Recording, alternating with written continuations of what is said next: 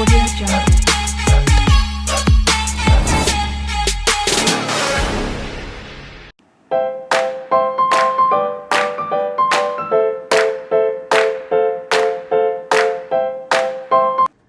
Hi friends, వచ్చేసా మళ్ళీ మీ ముందుకి ఇంకొక వంటతో వచ్చేసా. సో ఈరోజు మన ఛానల్లో రెసిపీ వచ్చేసి మటన్ ములంకాడ కర్రీ. సో దానికోసం అయితే మటన్ని ముందుగా మంచిగా శుభ్రం చేసుకొని అందులో ఉప్పు, కారం, పసుపు. కారం మనము మన టేస్ట్కి తగ్గట్టు మనం వేసుకోవచ్చు. ఎక్కువ తింటే ఎక్కువ, తక్కువ తింటే తక్కువ. సో ఇప్పుడు సాల్ట్ మనకి సరిపడినంత సాల్ట్. సో ఇప్పుడైతే అల్లం వెల్లుల్లి పేస్ట్ 1 టేబుల్ స్పూన్ వేసుకున్నాను.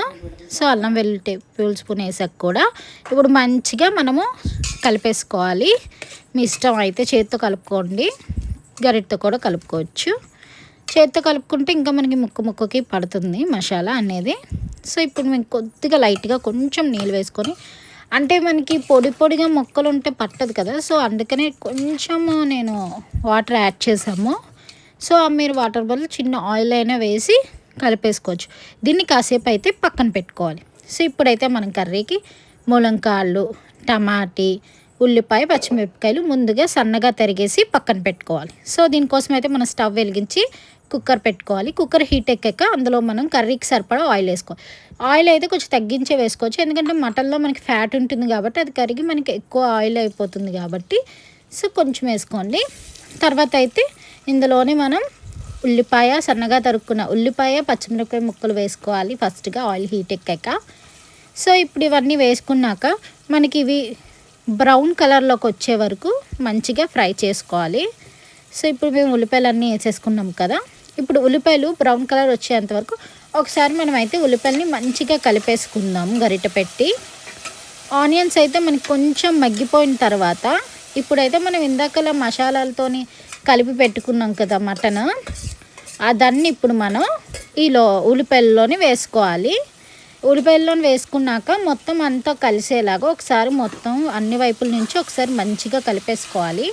మనం కలిపేసుకున్నాక దీన్ని మనం కాసేపు అయితే కొంచెం ఫ్రై అయితే మనకి టేస్ట్ అయితే మంచిగా వస్తుంది. ఎందుకంటే ఫ్రై అయితే మనం ఇందులో మొదటిగా మసాలాలు, ఉప్పు, కారం అన్నీ వేసాం కదా, అవి ఆయిల్లో ఫ్రై అయ్యి మనకి మంచిగా టేస్ట్ వస్తుందన్నమాట, ముక్కలకి మంచిగా పడుతుందన్నమాట. సో ఇప్పుడైతే మనం ఇందులో కొంచెం వాటర్ యాడ్ చేసుకుంటున్నాను నేను. ఇందులో మసాలాలు కలిపి పెట్టుకున్నాం కదా, అందులోనే కొద్దిగా వాటర్ వేసేసి అదే కలిపేసి ఇందులో వేసేస్తున్నాను నేనైతే. సో వాటర్ వేసుకున్నాం కదా, ఒకసారి మొత్తం అంతా ఒకసారి కలిపేద్దాం. సో మంచిగా కలిపేసి ఇప్పుడైతే మనం దీన్ని మూతలు పెట్టేద్దాం. వావ్, మూత పెట్టేసి మనకి లేత మాంసం అయితే ఒక 5-6 విజిల్స్ సరిపోతుంది మనకి. ఒకవేళ ముదరదైతే కొంచెం ఎక్కువ విజిల్స్ వేయించుకోవాలి. సో ఇంకా విజిల్స్ వచ్చాక మనమైతే కూల్ అయ్యాక మనం దాన్ని మూత ఓపెన్ చేసి ఉడికిందా లేదో ఒకసారి చెక్ చేసుకుందాం. వావ్, ఉడికిపోయింది చూసారా, మనకి ఎంత మంచి ఫ్లేవర్ వస్తుంది అంటే చాలా మంచి ఫ్లేవర్ వస్తుంది. సో ఉడికిపోయాక ఇప్పుడు నేను ఇందులోని మసాలా పౌడర్ అనేది వేసుకుంటున్నాను, మటన్ మసాలా. సో వేసుకొని ఒకసారి కలిపేసుకుందాం. నేనైతే ఇంకా ములంకాళ్ళు ఇప్పుడు వేసుకోవాలి, ఎందుకంటే మనం ముందుగానే ములంకాళ్ళు వేసేస్తే అవి ముక్కలు అయిపోతుంది కదా మెత్తగా. సో అందుకని మనకి స్టవ్ ఆపేసాక అదే విజిల్స్ వచ్చి కూల్ అయ్యాక తీస్తాం కదా మూత, కుక్కర్ మూత తీసి అప్పుడు మళ్ళీ స్టవ్ వెలిగించుకొని మీడియం ఫ్లేమ్లో పెట్టుకొని ములంకాళ్ళు అప్పుడు వేసుకోవాలి. ఇప్పుడైతే మనకి ములంకాళ్ళు పర్ఫెక్ట్గా కుక్ అవుతాయి అన్నమాట, ముక్కలు అయిపోకుండా. ములంకాడ ఉంటుంది. ములంకాడ మటన్ కర్రీ అయితే టేస్ట్ అద్దిరిపోతుంది. మీరు కూడా మీ ఇంట్లో తప్పకుండా ట్రై చేయండి, ఎందుకంటే టేస్ట్ని ఒక్కసారి చేసుకున్నాక ఇంకా మళ్ళీ ఇదే చేసుకోవాలి అని అనుకుంటారు, అంత బాగుంటుంది. సో ఇప్పుడు ములంకాయలు వేసాం కదా, ఒక 5-10 నిమిషాలు మూత పెట్టి లో ఫ్లేమ్లోనే ఉడకనిద్దాం. సో తర్వాత అయితే నేను ఒక 2 టమాటాలను అయితే నేను కట్ చేసి వేసుకుంటున్నాను.